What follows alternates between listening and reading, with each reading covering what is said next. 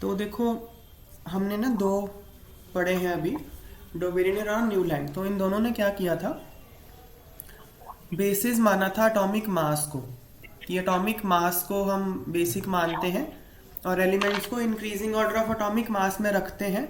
उसके बाद हम देखते हैं कि पीरियोडिसिटी आ रही है क्लासिफिकेशन में। ये करा था हाँ हमने। जी। तो मतलब जो फर्स्ट स्टेप था, अच्छा हमने तो दो ही पढ़े, और भी थे। लोथर मेयर थे एक, मतलब और भी साइंटिस्ट थे जिन्होंने पीरियोडिक टेबल को क्लासिफाई करना चाहा था। मेनली उनका जो फोकस था वो एटॉमिक मास पे था। तो मेंडलीव ने क्या किया, उन्होंने कहा कि देखो, हम पीरियोडिक टेबल को क्लासिफाई करना चाह रहे हैं। उसका कारण क्या है? कारण ये है कि आप चाहते हो कि सिमिलर प्रॉपर्टीज़ वाले एलिमेंट्स एक साथ आ जाएं। यही हमारा ऑब्जेक्टिव है। तो हम एक काम करते हैं, हम पहले सिमिलर केमिकल प्रॉपर्टीज़ वाले एलिमेंट्स को एक साथ रख लेते हैं। उसके बाद देखेंगे कि जो अरेंजमेंट बन गया उसमें क्या ऑर्डर आया। तो ये थोड़ा उल्टा हो गया ना अप्रोच। हाँ जी। पहले हम क्या कर रहे थे, ऑर्डर में रख रहे थे, उसके बाद देख रहे थे कि क्या पीरियोडिसिटी आई है। अब हमने क्या किया, पहले सेम एलिमेंट्स को पहले साथ में रख लिया, उसके बाद देखेंगे कि क्या ट्रेंड आया है, पीरियोडिसिटी। हाँ जी। कि वो किस ऑर्डर में रेंज हुआ है। ठीक है ना? हाँ तो जी। लिख लेते हैं हम एक एक पॉइंट करके इनमें। देखो, फर्स्ट पॉइंट लिखो, डिमित्री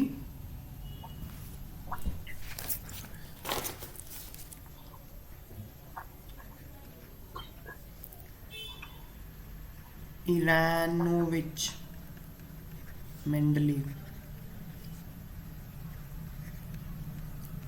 इनका नाम याद करना जरूरी नहीं है, मेंडलीव बहुत है। Is known as the father of modern periodic table. When he started his work, 63 elements were known. जब उन्होंने क्लासिफिकेशन शुरू करी तो 63 एलिमेंट्स थे। उन्होंने क्या किया, ही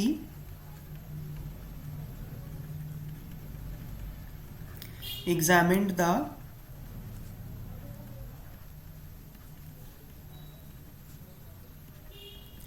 relationship between atomic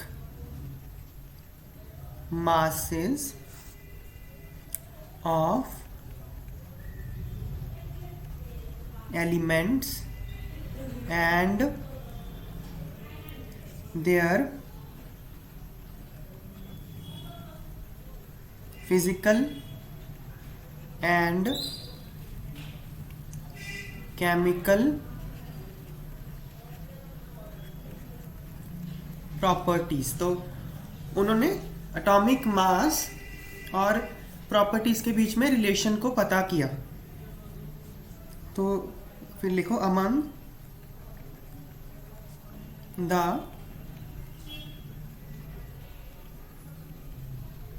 chemical properties he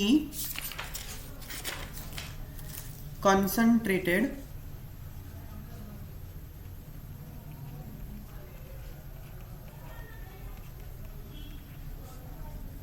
on the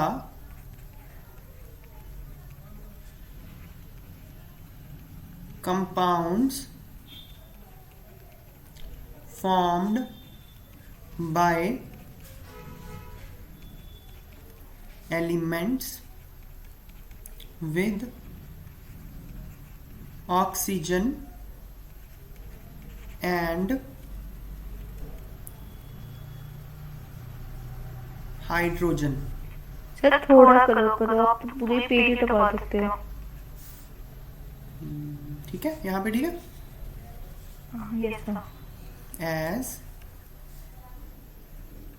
H2 and O2 are very reactive and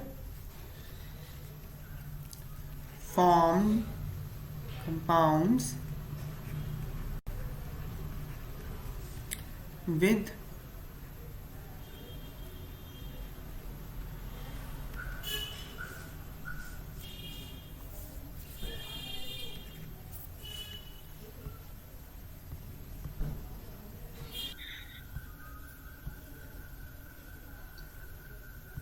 okay and formed compounds with most elements. तो केमिकल प्रॉपर्टीज को स्टडी करने के लिए उन्होंने क्या किया ना, एलिमेंट्स के कंपाउंड्स बनाने पड़ेंगे क्योंकि केमिकल प्रॉपर्टी स्टडी करनी है। तो उन्होंने जो कंपाउंड बनाए ना वो ऑक्सीजन और हाइड्रोजन के साथ बनाए, मतलब हर एलिमेंट के कंपाउंड बना लिए ऑक्सीजन और हाइड्रोजन के साथ। फिर उन कंपाउंड्स को कुछ कुछ जितने उस टाइम पे प्रेजेंट थे, हाँ जितने उस टाइम पे प्रेजेंट थे उनके कंपाउंड बना लिए ऑक्सीजन और हाइड्रोजन के साथ in order to study their chemical properties. Oxygen और हाइड्रोजन के साथ इसलिए बनाए क्योंकि ये दोनों बहुत रिएक्टिव थे। तो उन्होंने किया क्या, देखो प्रोसीजर क्या था, ही टुक 63 कार्ड्स, क्योंकि 63 एलिमेंट्स थे तो 63 कार्ड्स ले लिए उन्होंने, एंड हाँ on each card he wrote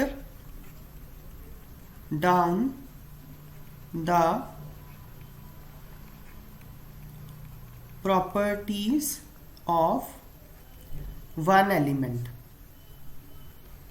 ठीक है, हर कार्ड पे उन्होंने एक एक एलिमेंट की प्रॉपर्टी लिख दी। ठीक है, फिर उन्होंने क्या किया, एक्सक्यूज मी सर, हाँ एलिमेंट की प्रॉपर्टी से क्या मतलब हुआ इसमें, मेल्टिंग पॉइंट और बॉइलिंग पॉइंट टाइप? मतलब जैसे उसका हाइड्राइड का फॉर्मूला, उसके ऑक्साइड का फॉर्मूला, ओके इस तरह से ही sorted out the elements with similar properties and pinned the cards together on a wall। तो एक दीवार पे जिन एलिमेंट्स की प्रॉपर्टी सिमिलर थी उनको एक साथ रख दिया। ठीक है, मतलब क्या, जिसका ना हाइड्राइड का फॉर्मूला और ऑक्साइड का फॉर्मूला जिसका मैच कर रहा था उसको साथ में रख दिया उन्होंने। ठीक है, हाँ जी। फिर इन्होंने अब रख दिया साथ में, उसके बाद क्या ऑब्जर्व किया, ही observed that cards were arranged in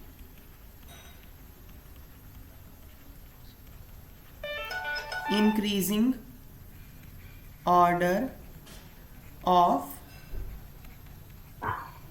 atomic masses। Also there was periodic recurrence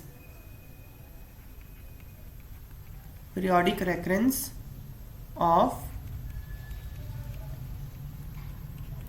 elements with similar chemical and physical properties। तो उन्होंने क्या किया, उन्होंने अरेंज कर दिया सिमिलर केमिकल प्रॉपर्टीज वाले एलिमेंट्स को एक साथ। उसके बाद देखा कि वो अपने आप ही increasing order of atomic mass में अरेंज हो गए। उन्होंने increasing order of atomic mass में करा नहीं था, वो अपने आप हो गए, ठीक है ना। हाँ जी। तो इसके बेसिस पे उन्होंने क्या किया, on the basis of this he formulated a law। इसके बेस पे उन्होंने एक लॉ किया, क्या, the properties of elements are the periodic function of their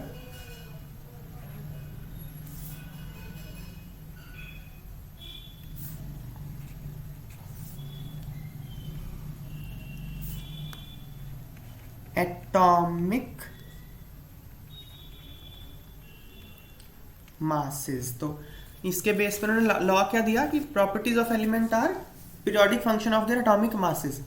मतलब एटॉमिक मास के रिपीट होने पे एक पर्टिकुलर पीरियड के बाद प्रॉपर्टीज रिपीट होंगी, ठीक है ना। हाँ जी। फिर उन्होंने क्या किया, ही फॉर्म्ड 8 ग्रुप्स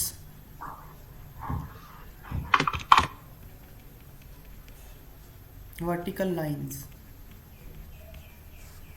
और 6 periods horizontal lines, ठीक है। वर्टिकल लाइंस ग्रुप्स होते हैं ना, तो 8 ग्रुप बनाए थे हमने, देखे थे ना फर्स्ट डे में बता रहा था 1A 2A 3A 4A ऐसे करके 8 तक था ना। हाँ जी। वो 8 जो ग्रुप थे ना वो मेंडलीव के थे, ठीक है। तो उन्होंने 8 ग्रुप बना लिए, 6 पीरियड बना लिए, ठीक है। फिर उसके बाद क्या किया, after the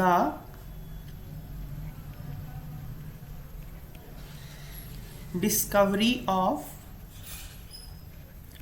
noble gases and radioactive elements, another version of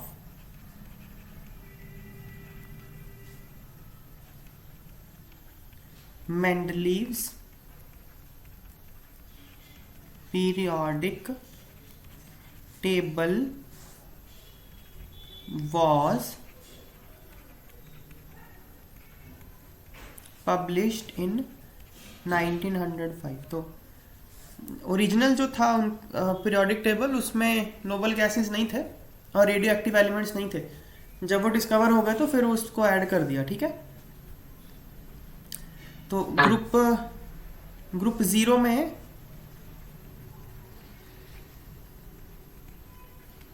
Group 0 was added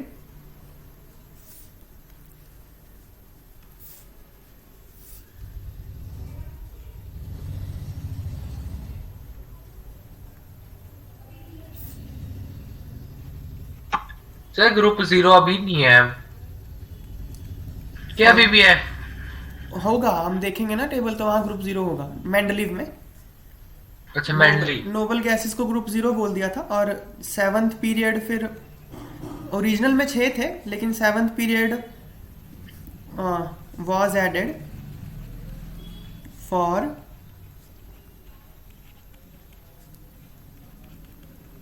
radioactive elements, ठीक है। 7th पीरियड में रेडियो एक्टिव एलिमेंट्स डाल दिए। फिर तो पहले 6 ग्रुप थे, 8 पीरियड थे, उसके बाद उसमें एक 0 ग्रुप भी जुड़ गया और 7th पीरियड जुड़ गया, ठीक है। तो ये मेंडलीव की क्लासिफिकेशन थी, ओके। हाँ जी।